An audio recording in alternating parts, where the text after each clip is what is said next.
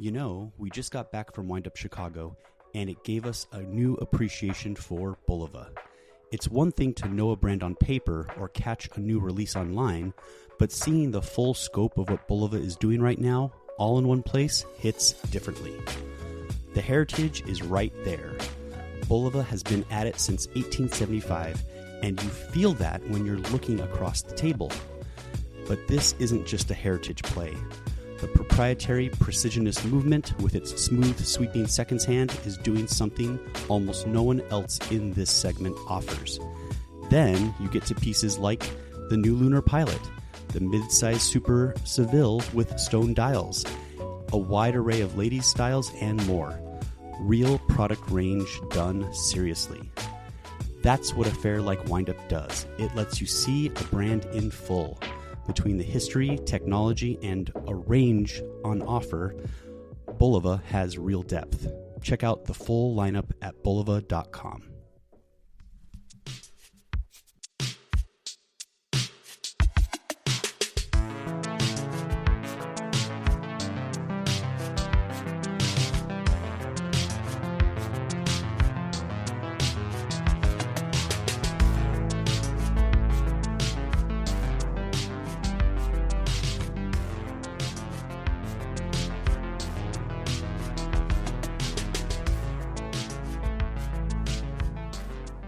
Hello and welcome to the Worn and Wound podcast. My name is Zach Kazan. I am the editorial director at Worn and Wound. Really happy to be joined today by my colleague, Garrett Jones. Garrett is the lead photographer at Worn and Wound. Garrett, how's it going? Welcome back to the podcast. It's going great. Glad to be back on the main channel for a segment. Yeah, no, we're happy to have you here. Long overdue. We are going to pick your brain about something other than watches today. So it's a watch podcast, but we're talking about something adjacent to watches, and that is, how do you know when it's time to upgrade your gear? And I think we'll talk about it specifically in the realm of photography, because I know you just upgraded your personal kind of like daily driver camera.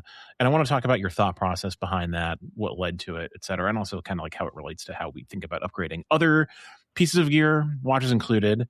And I think it'll be a fun conversation that's, you're uniquely suited to chat about, because you go through a lot of gear.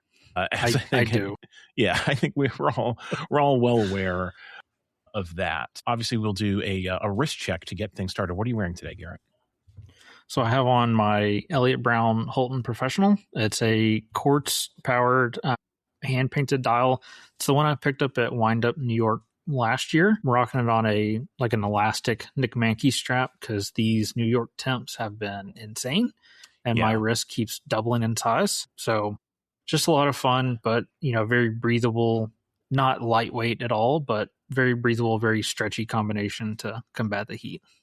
Yeah, those straps are very good. We'll put a link in the show notes to those straps. They're great in the warm weather, which we have been experiencing a lot of here in the northeastern part of the United States. It's been it's been a mixed bag here in New Hampshire. I mean, we went through a very hot stretch like you guys did too, and it's kind of like mellowing out a little bit. Like today is like high 70s, low 80s. It's actually quite comfortable. But yeah, I think we're like low 80s today as we're recording this, and like I wore shorts this morning. I was like, oh, I might need a jacket, but it's quite a nice and welcome change. Yeah, when I go out and have my go down the street for my morning coffee, it's like it was a little bit chilly this morning. Like I could have had a jacket if I like a light jacket if I really wanted to, or if I sat in the shade or something. But yeah, it's that time of year where it gets like crazy hot, but you still have some like milder temps in the early morning or evening. So I'm wearing my Laurier Hydra today. As we record, today is the big announcement day of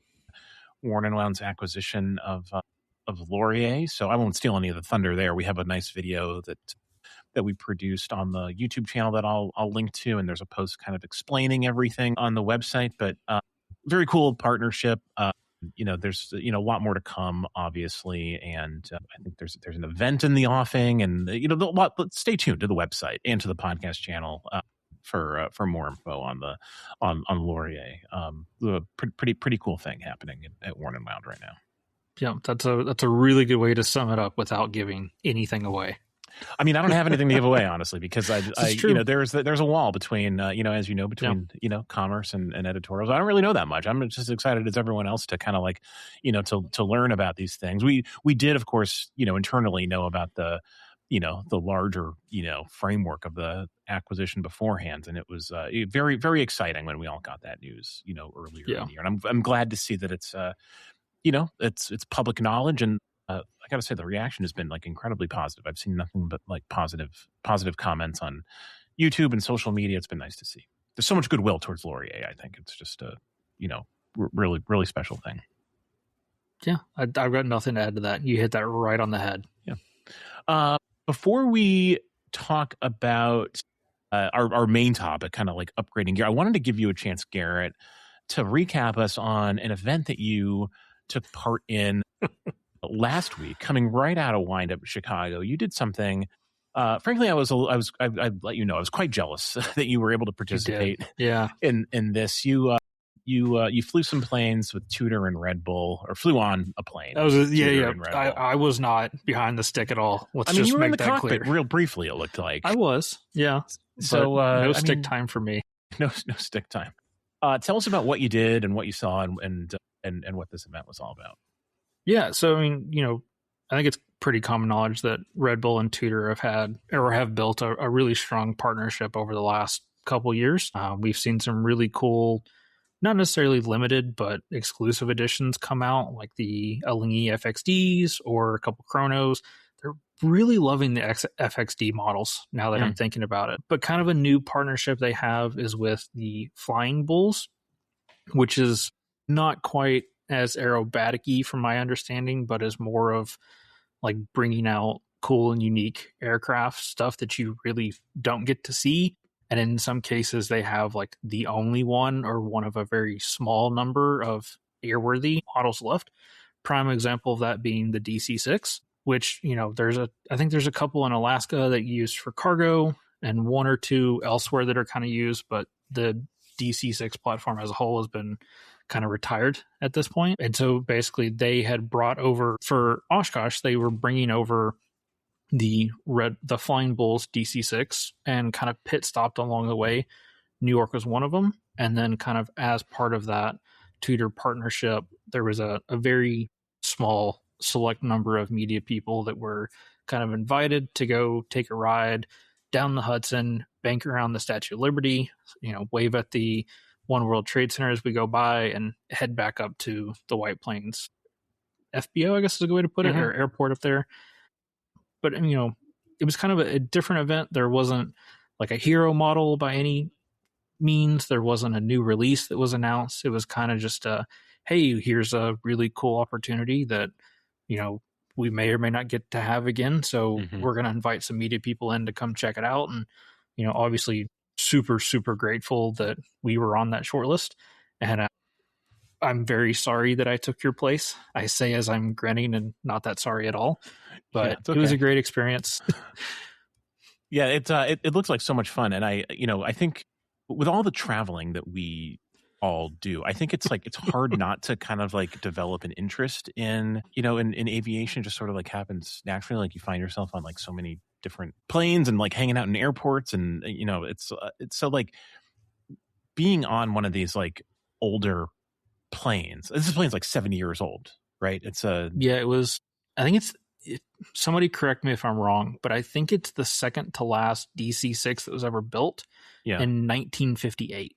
Yeah. So that's an old plane. And it's like, they made planes in a very, very different way in the 1950s than they do today. What was that like? What was the flying experience like? What surprised you about like being on a plane of that vintage that you might not have been expecting or thinking about?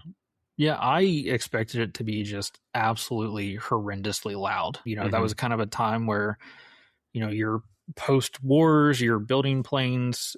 My understanding, of course, I didn't know at the time, a lot of the DC-6s were cargo planes. So I really just, metal shell, big powerful motors, move things point A to point B. It turns out that this specific airplane was actually kind of like a Air Force One for, I believe, some European countries for years.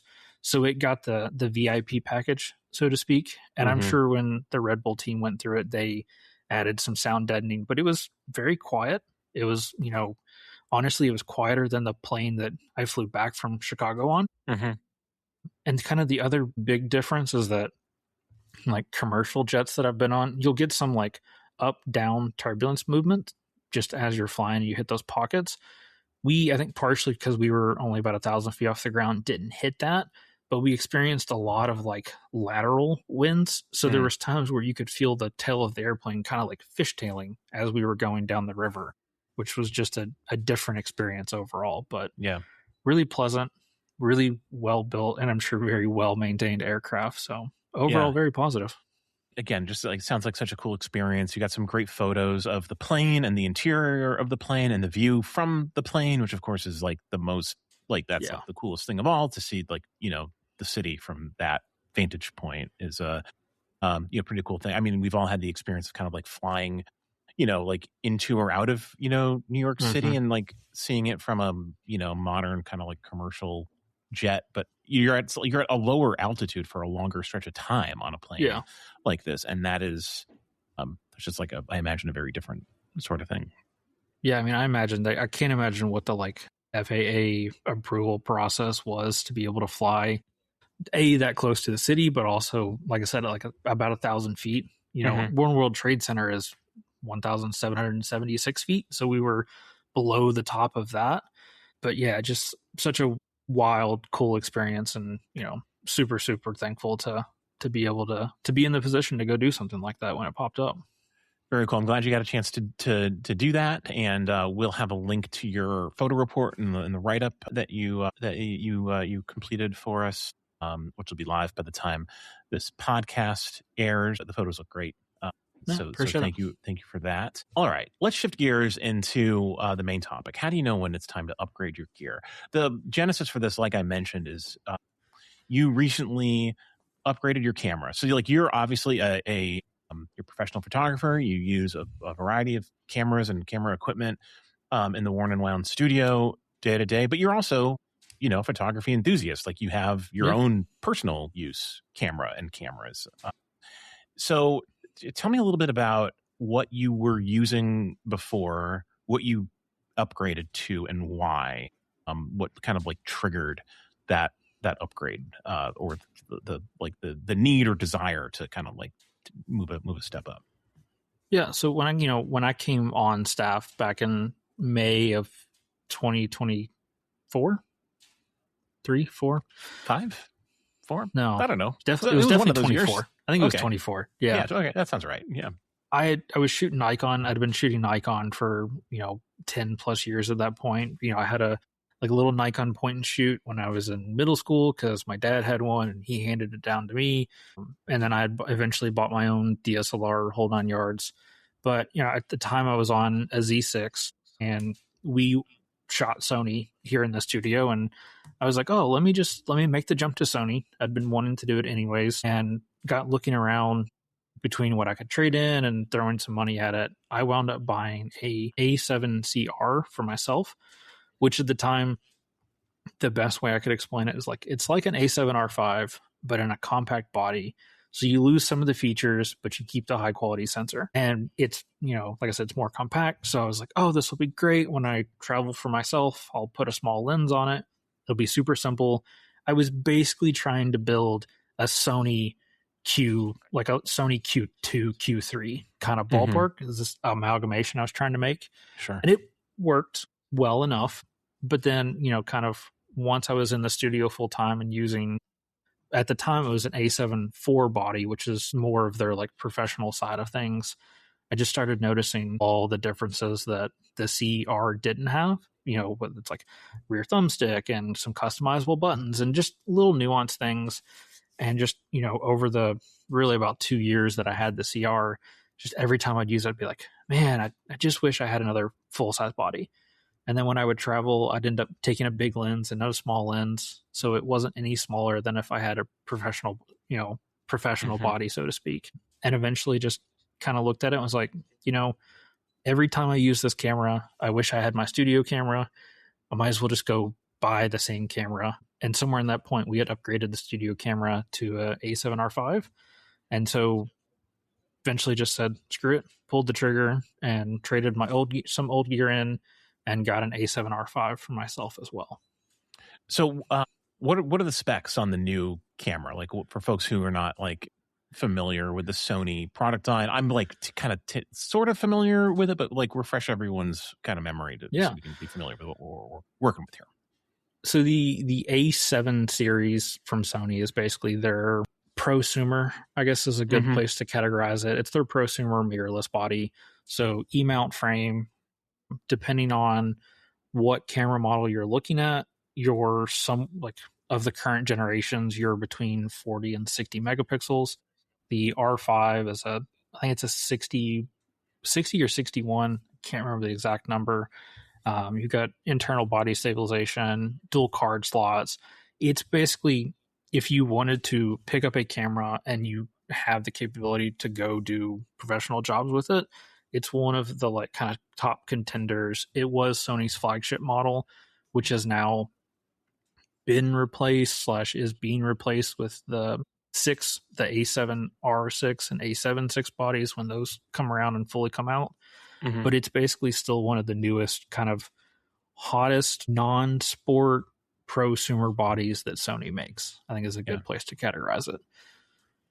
And have you been happy with it? Like, how have you? Like, I obviously see your professional photos every day. On the website, and I'm very very familiar with your with your work for Worn and Wound. But like, how have you found that this camera is like kind of integrated into your like personal photography, and is it something that you like? Are you glad you made the switch at this point? And how long has it been? It's relatively recent still that you. Yeah, it hasn't been too long. I want to say we were post San Francisco, definitely pre Chicago when I made the jump. It was kind of one of those things where like, even when we were shooting the A7 IV in studio, and then especially once we had an R5 in studio, I would use it and I would go home to go to shoot something. And like, the biggest difference for me is that on the R series, especially the 4 and the R5, there's a rear joystick that I use to like adjust focus as I'm shooting. And I would go to do that on my personal body on the CR, and it just wasn't there. And that was the like weirdest, like just muscle memory from being in the studio all the time, that I'd go to shoot and I'd want to move focus points. And it would just like, every time I would go to shoot on my personal body, it just started to aggravate me more and more. And then, like I said, eventually just screw it, went and traded in some gear, got the R5 for myself. And now it's just, everything's identical between the two bodies. Obviously my personal is a little bit newer than our studio one, a lot less on the shutter count for the time being. We'll see how that changes. But to have essentially the same camera, personal and professional, I know where all the settings are. They're configured the same way. I can pick up one camera, put down the other one, and it's seamless. Like, if, something ever happens to our studio body, I know that mine's ready to go, and I don't have to worry about trying to change settings or learn a new camera system. It's just everything's exactly the same, and basically it's a backup for anything we do here. Yeah, I'm kind of curious. Like, what do you find yourself like shooting in your like personal time? Is it a lot of like watches and like and gear type stuff, or like do you have like a totally different sort of like style or thought process behind your like personal photography? I'm like, in the time I've known you, I don't think I've like seen you like without a camera like at any moment, and I know that like that was sort of like your life even before Worn and Wound and professional photography. Like, you just love photography, so I'm curious like what your like what is your photography like, kind of like outside of the 9 to 5 of Worn and Wound? Yeah, it's kind of funny. Like, obviously I have my own collection of watches, and you would think like, oh, he shoots photos of watches for a living. Like, surely he goes home and takes photos of his own watches. And I don't, or very rarely do. Like, I might snag a wrist shot here and there, or if I'm just, testing out a shot, I might grab a watch because I know how it's going to react. But a lot of what I shoot is more EDC content, more knives, more bags, more pens. And then I shoot a surprising amount of like, when we go to fairs, if I have time, I'll go wander and shoot street are architectural, more just because I want to get out and change subjects. A lot of that stuff never gets seen. It's just because I want to go shoot it. And it, it's weird. It's so much of my work gets shot and gets posted, within a relatively quick time frame, obviously if embargoes allow. And then stuff that I shoot for myself is just for me. I don't necessarily put it anywhere, which is kind of nice. I have a very similar kind of like process. So like no one's relying on my photos for Worn and Wound content, obviously, but like I like to play around with my camera and increasingly I like to mess around in Lightroom and like kind of figure out like editing and things, and like so many photos like I don't feel a need to share it. It really is sort of like there's kind of like this like Zen aspect to it of like knowing that like I don't like you said, like they're just for me, and like I take I take walks every day and bring my camera and just take photos around Concord with like no plans to like share them broadly or anything. Really, I'm just kind of like I feel like I'm just like learning the camera and like learning photography and like challenging myself to like figure out different ways to shoot things that I see like literally every single day. So yeah, I think that there's value in like in going through the process and not necessarily like sharing it all the time. I think that's important. Yeah, I think it's one of those things that like, as you push yourself, and I'm speaking more about myself here than anything, like as I push myself to shoot street or to shoot architecture, like 90% of those photos I'm not happy with. Mm-hmm. But I'll look at them, whether it's on the flight back or at night, between days of the fair, and just be like, this is what I wish I would have done different.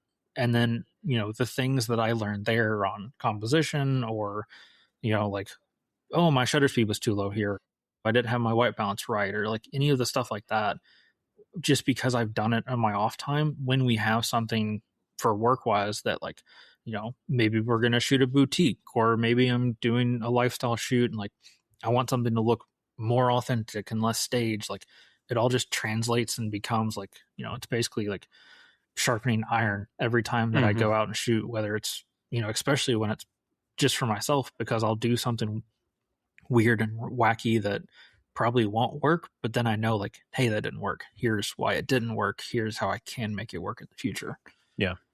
So getting back to the upgrade itself, it sounds like you were really like the goal of the upgrade was really just to kind of like even out that experience between work and personal, and like just like you had that experience with the camera you were using at work and thought there was a opportunity to to kind of like equalize that experience in your personal life. Obviously not every piece of gear that you use is something that you can like try out in the office first, if only. So what is your normal kind of like thought process for like when to upgrade something? I think about this a lot in like you just like electronics, like your like the computer that you use, like every day, the TV that you watch, like those kinds of things, like your headphones. Like how do for you, whether it's like EDC or other types of gear, like when it's time to like replace something? I think there's a huge variety of reasons why we do that. No, that's completely fair. I kind of break it into like 3 mindsets, I guess is a good way to put it. So the first one is like you break it. Yeah. Whether it's like, the A7 IV we were using, which had been used by a number of photographers before I came on board. At one point, the shutter just died. It gave up. We had to replace it. Obviously, there's an argument there to go repair it. There are times where I think it makes perfect sense. That camera body was, had been through the ringer already, and you kind of like, I'm of the mindset, especially with electronics, if there's a major piece of it that breaks, especially when you're relying on it very heavily, to do a job every day, I'd rather just replace it rather than repair it. Granted, that camera body my plan is to repair it myself and then have it for a backup. But that's kind of the first one that I look at is like, it just breaks, whether it's intentional, accidental. If you're at that crossroads and you can, like, financially, it makes sense to go upgrade, do it. That's an easy opportunity. Just like, I can go get a newer or the newest model if you can. Kind of the second one that I look at is like, I'm using something, it's getting the job done, but if I had X, I could be more efficient with what I'm doing. Mm-hmm. So when it comes to camera, like as new camera models come out, they get better autofocus. They get, better ability to handle like low light shooting, Mm-hmm. or you get new features entirely, whether it's in camera body focus stacking or better in camera stabilization. It's kind of weird things like that. If it's something that like it will drastically make you more efficient at the cost of making money, or at the cost of money, it probably makes sense to upgrade then, because you're more efficient, you shoot faster, you edit faster, you get things done, especially with computers. Mm-hmm. When you're shooting 60 megapixel raw files, those get very intensive on computers very quickly. Yep. And, we've all seen computer processors and how quickly they slow down and get bogged down by whatever else. So like with computers, if you can upgrade every couple of years, then you're going to be quicker at editing, whole 9 yards. It's a complete cycle that unfortunately it costs a lot of money to keep it going. But if you keep it going, you're more efficient in the long run. And then kind of the third one is just like, if it makes sense. I was at a point, especially with the CR, it functioned fine. It had a lot of the same features that we had on our studio camera, but to me, it just made sense to have two of the same camera body so that I'd know exactly where everything was, and I could just seamlessly put down one camera at the end of the day, go home and shoot something else, or go on vacation and shoot something else if I wanted to. Obviously, it's a very nuanced situation, but for me, it just kind of like, the more I used my personal body, the less I wanted to shoot. Whereas, now that I've kind of on the same ballpark with each, it's seamless to shoot all day here and then go home and shoot more if I want to. Yeah. So those are all very logical kind of like decision points. There's also, I think, the illogical, aspect of this, which is just like, we like new stuff, right? Like that's part of it too. Like we just, we see like the shiny new object and we're like, ooh, that's a little bit better than what I have now. And we call that a gear acquisition syndrome, or GAS, I think for short. That's a real thing. How do you know, when you're like succumbing to that versus, because like we've all been in that situation where we're making up, reasons to justify like the upgrade, to justify the purchase. Like I went through this with a TV purchase, at one point several years back, where I just decided I wanted a bigger TV, basically. And I came up with all these like kind of justifications for why I should replace my 40-inch TV with a 55-inch TV. And the TV was like fine. It was in good working order. But I just wanted a bigger TV. And like the justification I came up with was that it would allow me to take better advantage of like the high resolution, like physical media that I was, buying at the time. And, now I'm kind of off physical media and I don't really, use it all that much. I'm streaming, most of my content, and that TV that I bought broke. So like I had to do what you described in that first category there, just replace a broken TV. And I replaced it with a bigger and better TV. I will point out. So like, how do you know when you're fooling yourself, basically? I think it's one of those things, like you just have to be really conscious about what you're doing. There's every one of these decisions unfortunately cost money at the end of the day. Like, right. So you kind of have to like first, if I buy this camera or this TV or whatever, like, is it worth the money? Is it worth the 2, 3, 4, camera bodies can be $5, $6, $7, $8,000 depending on what you're going for, so is it really worth that? And you kind of one of those things, like if I look at the dollar value of it and I'm just like, that really hurts to pull the trigger, probably don't need to go do it, at the end of the day. And it's also need is a very, that's a word that we should put a big asterisk next to, because the idea of need in any conversation that we have on this podcast is really, it's almost a term without meaning, I think. That's very, very true. Yeah. I think the other thing is like, if it's a snap decision, and I'll be bold about this. I'll go so far as to say, like, if you're making a snap purchase decision, odds are you probably don't need it. Like you can probably make do. You know, I can't tell you how many times like I've shot Sony for 3-ish years, 2-ish, 3 years at this point, and every once in a while I'll see something from, you know, like Troy Barmar. He's another local watch photographer. He shoots Canon, and I'll see him post something and he nails it. It's a killer shot. And I'm like, maybe I need to shoot Canon. Yeah, maybe I need to switch platforms entirely. Yeah, I mean that seems like I imagine for a photographer who's like bought into one system at their own, you know, personal expense, like moving from like Sony to Nikon to Canon or any combination, like that's got to be. It's the worst decision you can make. Yeah. But people do it. Like, why would someone make that? Why would someone make that decision to like abandon, you know, you abandoned Nikon at one point for Sony. And I think, you know, the reasoning is, you know, tied to the fact that we use Sony in the office. But like, what are some reasons that like you know, just an amateur photographer would move from one platform to another? When does that make sense, if ever? You know, it's so specific and so individually specific that it's really hard to say like, here's the scenario where it makes perfect sense. Mm-hmm. I think the only one that I could just straight be like, this is when you should do it, no questions asked, is if you're on some kind of like unsupported, does not exist anymore platform, and I can't even name one off the top of my head. I know there was like a number of digital camera startups that did weird things. And like if you're in one of those situations, it's probably worth going to like a Nikon, a Sony, a Canon, a Fuji, whoever else you want to throw in that ballpark. Outside of that, it's really just comes down to like what the companies are doing. So like, you know, I'll personally say when I made the jump, I was on a Z6 mirrorless, which at the time I want to say was like 26 megapixels. The batteries were huge, massively clunky.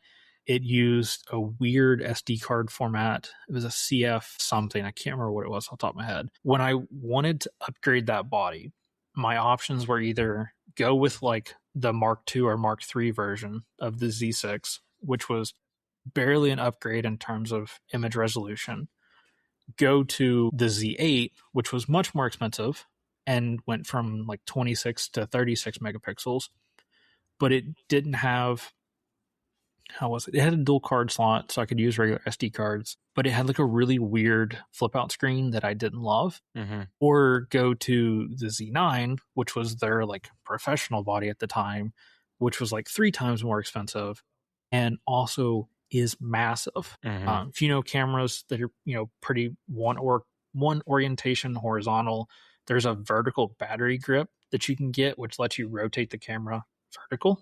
Pretty straightforward in the naming sequence. The Z9 has a built-in vertical battery grip, which is kind of cool in a day of, you know, 4:5 or 9:16 vertical content, but it also makes that camera body massive. Yeah. And there's nothing you can do about it. Whereas when I went Sony, I got technically a smaller camera body, higher resolution, and it had a flip out screen that I liked a lot more than what Nikon had. Yeah. So that for me was the deciding factor. If you're built in, you know, at this point, if you're bought into a Nikon system, especially if you're on the Z series with Z mount, if you're on Sony with E mount, if you're on Canon with, I don't even know what their mount is, or Panasonic or Leica or whoever, they're all so neck and neck at this point that like there's really not a great argument unless you just decide that you want to change brands and then go for it. It's up to you. Yeah. I mean, hearing you describe that the Nikon Z9 is like, it reminds me that like when it comes to photography, and I think this is probably true in other, you know, disciplines as well, where there's there's like a professional category and then there's like an amateur category and a broad kind of like area in between where people can kind of like go back and forth. There's like, there are products that are like so specific for like a very specific use case. And like, I imagine that like, you know, the Z9 camera body, the size of it is like not a problem for a portrait photographer, you know, who's making all of his money on, you know, shooting portraits with the cameras on a tripod, or a landscape photographer, or like, you know, or a sports photographer, or anything where you can have big bulky gear and it's not an issue. Yeah. But if you're, you know, if you're a street photographer, or, you know, you need your camera to like, for some practical or professional reason, be smaller, easier to carry with you, fit in a specific kind of bag or whatever, like that's going to be a non-starter. But there's a, Nikon makes a specific camera for that customer as well. Yeah. And there are, there's kind of like just endless permutations of like what is available. So I've always found that like kind of fascinating. I wanted to ask you if there's a parallel here with like upgrading photography equipment or anything else, kind of like in these kind of like gear or EDC categories with watches, because it seems to me like there might not be. Like we buy watches in a different way unless you're really truly using watches as like a tool, which is like not. Some people do, of course, but like it's not. Most people are not. Like, let's just face it. Like, most people are not using a watch day to day for like a truly professional reason. We just kind of like buy watches because we might trick ourselves into thinking it's an upgrade, but really it's just a matter of like acquiring and just wanting new stuff, right? Like that's the watch. Really, at the end of the day, like we're all collectors, whether it's really expensive camera equipment or really expensive watches or really expensive pocket knives. Note how all of those have really expensive before them. It's one of those things like cameras. I'll make the argument that like if you, not every generation, but if you're a couple generations behind and you get a much newer generation or a flagship, there are very much night and day differences. Image quality, built-in features. Like you could put it on a piece of paper and it will greatly affect your shooting experience, whether it's, better low light or better stabilization. Those are real world applications that you'll see and notice. I think watches are one of those things where like, and cameras to an extent, actually, now that I'm thinking about it, it's a diminishing return. The more you spend, you get better, but you get less better as you spend more in a weird way. Like the average person is not going to notice the difference of a plus minus 20 seconds a day versus plus minus 2 seconds a day. Mm-hmm. Somebody will, but the average person won't. Dive watches, prime example of this. Most people that buy a diver might take it in a swimming pool. You might go 10 feet deep. You're probably not going to go 100 meters. Mm-hmm. I guarantee you're not going to go 300 meters. And odds are, if you really are going to go diving like that, you're probably going to wear a dive computer. You're definitely going to. Yeah. No, 100%. Also, I think it's just true that watches are, they're luxury objects, and in a way that cameras aren't. There are certainly like very nice cameras that are sort of like marketed like luxury objects, but they're electronics, basically, in a way that like watches, they're in a different category, entirely. I think a lot of things I'd agree with you on that. The one kind of like flag on the play that I'll give you would be like vintage film cameras. Sure. Because much like watches, they are mechanical. They're not as electronic. If you buy or you have inherited, an old Leica or an old Nikon or whatever, and you maintain it and you service it, those things will last forever. Yeah. And a lot of them have appreciated in value. Not to say that they're investments, because they're not, or I don't think they are, but like, they're mechanical beings in a way that modern cameras are not. Yeah. I mean, you mentioned Leica. So, I mean, I use a Leica Q2, which at this point is like kind of an old camera. It's like a camera. Yeah. It's been around for a while. And I have to say, like, when I use it, I don't feel a need to upgrade. Like, ever. It's like, it's a real, like, I feel like challenged by the camera in a really fun way. Like it's taught me a lot about photography, just like from learning the camera. And I'm still like very satisfied with like the images that I get. I still find it like fun and enjoyable to use. And like Leica is a brand that is sometimes like positioned as a luxury brand. Like they make watches that are certainly like luxury watches, and it doesn't feel like a piece of electronic equipment that is destined to become obsolete, although I'm sure at some point like it just will. Like I buy a laptop or a phone or a TV or the new like AirPods or whatever, and like I know in my head, even if I like these things a lot, like I know they'll need to be replaced in 2 or 3 years, just because of the nature of like how these things kind of like become obsolete over a increasingly short period of time. And like I'm kind of surprised and pleased, frankly, that like the Leica I bought, I guess like 3 years ago now is not. I don't feel that way about it. And I think that, speaks a ton to just the quality of product that Leica is. I've never spent a significant amount of time with Leica. I think I might have took one for a little photo walk in San Francisco one year, spent an hour-ish with it. But like Leica's one of those, for lack of better words, heritage brands that's been around forever. They were mechanical. They've done digital. They do pro level. They do, the Q is not an entry level camera in any means, but in their lineup, it kind of is an entry level.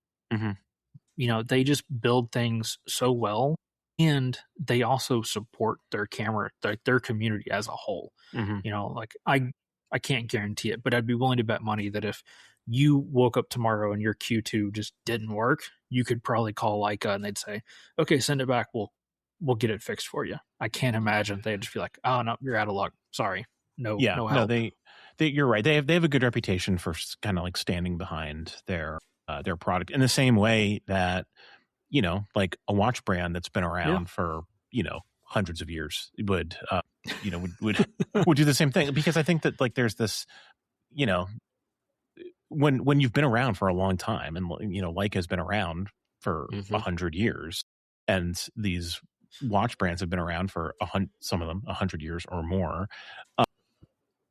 Like there's this idea behind like the longevity of any of these brands that like they have, like they're kind of, it's part of the deal. Like you stand behind your product. So one thing you can look at how they develop new models, whether it's watches or, Leica specifically, like there are companies that chase the newest hot feature, whatever that is. And I won't name a specific feature, but like Sony does it, Canon does it, Nikon will do it, Apple does it. There's watch companies that do it as well. And I definitely won't call anybody out there.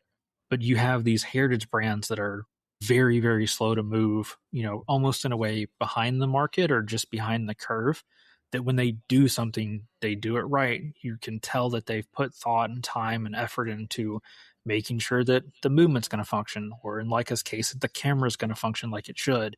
And they build them like tanks and they last forever. Shocker. If you take time and build high quality things, they last longer and hold their value in a lot of ways. Yep, for sure. Thinking about like big picture kind of like purchase strategy for not just cameras, but for any of the things that like you like to buy. Like you are like an EDC, you're an EDC guy. Like you buy like very nice bags and knives and pens and flashlights, like all like in every category. So like, do you have a kind of like buy once, cry once sort of like philosophy? Or do you like to try like a lot of different things and sort of like figure out what you need? What's your kind of like strategy there? I imagine for you, because you've been involved in like the EDC world for so long, you probably have like a pretty good idea of what you're getting before you actually like this is true get it. But like talk me through how you sort of like look at those different sort of like philosophies. Well, I'll say like the price kind of is the big factor for me. So, kind of in the like, especially in the sub couple $100, very much so in the sub $1,000, I'm willing to kind of like buy and try some different things, whatever it may be, especially with pocket knives. I don't buy anything knowing that I'm going to get my money back, but I know that if I buy a higher end knife from whatever brand, odds are if I don't like it, I can get 60, 70, 80% of my money back. And then, kind of as I get to really more expensive things, camera equipment, whatever that is, I will wait for what I think is going to be the ideal purchase. I'll put the money back and go get, kind of the buy once, cry once scenario. And if I'm able to, like, I'll definitely try to rent it or borrow it from somebody or talk to somebody that I know has it and get that like firsthand, rather than, Reddit diving or, forum searching for whatever bit of information. It's kind of like, and it really just depends on the price. I do both. I'm horrendous about like, ooh, that's a new pocket knife. I like that color. Or ooh, Tactile Turns got a new run of pens. Let me order one of those. Or, Big Idea Design does the same thing. They'll do a limited run of pen. It may at the end of the day be the same pen that I have, but it's a different color. Yeah. And like, ooh, I want that one. I'm bad about that at times. But then I also know that like you have to buy once, cry once every once in a while. For sure. I think I'm always surprised by like in my own kind of like purchasing habits. Like there are certain things that I will do like meticulous research for months, and I will like hem and haw over like a purchasing decision. Mm-hmm. And sometimes I don't even know why, because other times I'll just dive right in. Like something will become available and be like, yep, I want that, and do no research. And sometimes that works out okay, and sometimes it's a big mess. But yeah, it's like it's such a weird sort of, I don't know, the human brain just like does it's strange so things. It's very hard to put any sort of like logic behind it, and it's not even really like price dependent. Like I'll sometimes like tactile turn's a good example. Like sometimes I'll see a tactile turn release, and I'll think for weeks, like until the until like the deadline for ordering one of their seasonal releases is like, well, I don't know. I don't know if I need another one. And then sometimes like a watch that might be like multiples the cost of whatever pen I'm thinking will just be like, yeah, I want that today. Yeah. Here comes the credit card. I'll go buy a new ProTech, call it a Malibu. Those are, I don't know, on the cheap end, maybe $200 up to $300, depending on what it is. Almost no hesitation. Be like, yep, I like that color. I like that blade shape. Taking that one home. And then I'll go look at like a camera filter, which I arguably will get much more use out of. And it's half or a fourth the cost. I'm like, I don't know if I really need that. And I'll think about it. And then the other thing I'm really bad about is I'll get a bunch of those like, I don't know if I need that type of items, camera filters, SD cards, whatever. And I just throw them in a cart, and then it gets astronomical. And I'm like, oh yeah, now let me go get all of those at once rather than just piecing it together. Yeah. Over a series of months or whatever. For sure. It's a really good thing that I can't walk into B&H on a daily basis. I would be broke. Yeah, that is it's a dangerous place for a photography enthusiast, for sure. Final kind of like, sort of like big takeaway question for listeners here. What for you is like the single upgrade when it comes to camera bodies that is like worth making for like the average sort of like prosumer photographer? Like what is the feature set or the thing that people should be thinking about, like the one thing when when they're considering an upgrade of the body itself? So here's where I'm going to hit you out of left field with this one. I think if you have a camera body and you have good glass and you're wanting to make an upgrade, probably dollar-wise, the best thing you can get or best thing you can upgrade is your lighting. You can have the best camera body in the world, but if you're in dark lighting, your photos are going to be grainy. You could have the worst camera in the world. In fact, I know people with arguably worse cameras than what I have or have had in the past that create wonderful images because they have very good lighting. Lighting is the most like the single thing that if you learn it and really understand it will be it's a night and day difference between how your photos will look because you can actually see what you're trying to shoot. Okay, there you go. You've dodged the question, but I think you've done so in a graceful and informative way. I think that's important because that's the thing that we haven't really talked about is like all the other sort of like things that surround camera. I mean, there's just so much that goes into a good image: composition, lighting, the type of lens you're using, what camera you're shooting. Like we could go on for hours and hours and hours about into the nuance, but odds are if you're already shooting photos, even if you're shooting with your phone, if you upgrade your lighting, that'll make a huge difference. Yeah, and just like with bodies and lenses, there are different price strata for that. You can spend like a ton of money on lighting, and you can also there's little portable lights and things you can get on Amazon that I've personally found to be like quite effective for not a lot of money. Very good advice, Garrett. I think that's helpful. We don't want to enable anyone on this podcast. That's the last thing we'd want to do. We would never try to convince somebody to spend thousands of dollars on something that they don't technically need. Yeah. Anyways, have you seen the new Let's get to cultural recommendations, because that is a real kind of like, have you seen the new sort of very much so pivot in the conversation here. Yeah, we're recording this on July 20th. It's post Odyssey weekend, where I think like most of America, I think at this point has seen this movie. It made all sorts of money at the box office. Our cultural recommendations, I think, are going to be a little bit tied to this. Garrett, go ahead. What's your cultural rec for the weekend? Should people just go see the Odyssey? Is that it? You should go see the Odyssey. Okay. I'm not a movie person. We've hashed this out. Odds are we have. If you pick any random movie in the last 20 years, probably even the last 5 years, odds are I haven't seen it. I'm terrible about sitting down to watch them, or, God forbid I have to go to the theater to see something. But I bit the bullet, went and saw Odyssey, and I've never had a, I don't know if I'd say never. It's been a long time since I've had a movie experience like what I had. Throughout the whole show felt immersed. Obviously, I won't get into any spoilers. I think it's a 3,000-year-old text, Garrett, and it's the foundation for like all of literature. I think you can. It's done differently. It is, yeah. Nolan's take is a little bit different. Yeah. Sure. But no, I just think it was done really well. I think the cast worked really well together. The film score was absolutely insane. Yeah, score's great. I don't know the names of the productions awards, but like if Ludwig doesn't win an award for his audio work on that, I think we should all riot. And he's the front runner for sure for best score. I mean, yeah, incredible score. I was talking with a friend of mine, so I have also seen the Odyssey and also recommend it. And I was talking with a friend of mine over the weekend about it, and you just kind of discussing like this is going to be like one of those movies that people who don't go to the movies will go see, and they might go see it like multiple times, and it's just going to like make like just a ton of money. But I mean, to your point, like you're not a movie guy, and you're like very enthusiastic about this, which is a sign, I think, that like a lot of people are probably gonna, have a similar experience. They'll hear how cool it is, and they'll go, and maybe they'll go again.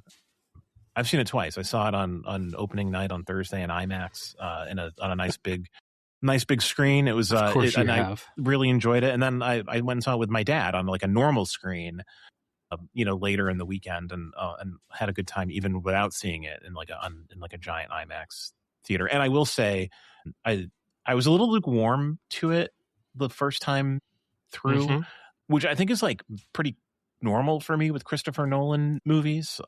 Okay, they usually become better on a second watch, because you kind of like, I don't know, there's a period of time in a Christopher Nolan movie where you're kind of like orienting yourself to it, and you're just kind of like getting used to like, because he always does this kind of like nonlinear storytelling thing, and you're kind of like getting your bearings, and like once you have your bearings and can kind of like go along for the ride, it's really enjoyable.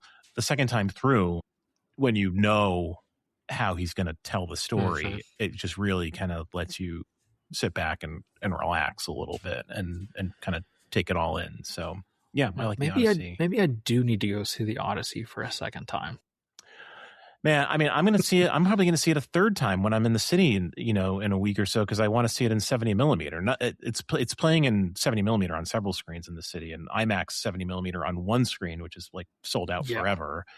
Yeah, so good luck. Won't be able to do that, but I think I will see it in 70 millimeter when I'm in town next week, just to kind of have that experience. All right, so your cultural rec is to see the Odyssey. My cultural rec is, if you're a subscriber to the Criterion Channel, as a streaming service that I have lauded many times on this podcast, and probably in person to you if I've talked to you about movies at any point in time.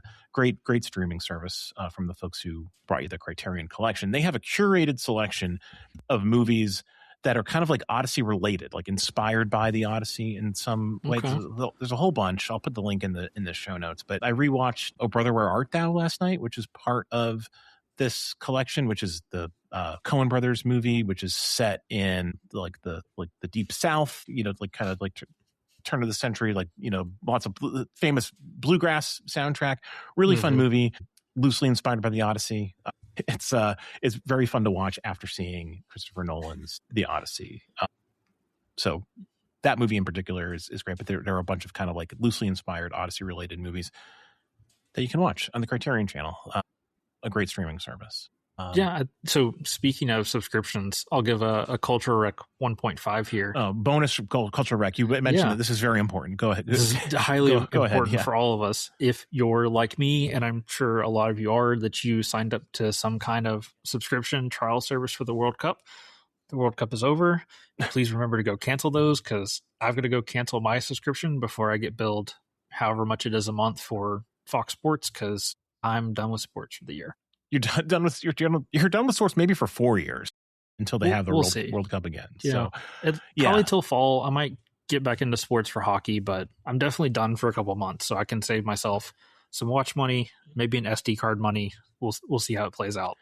Fair enough. I think that's good advice. It's always good to kind of like do an audit of your streaming services and make sure that you're not paying exorbitant amounts of money for services that you no longer use. That money can be better spent on camera gear or watches or watch straps. Or look, if you need help spending money, you know how to get a hold of me. You know how to get a hold of Kazan.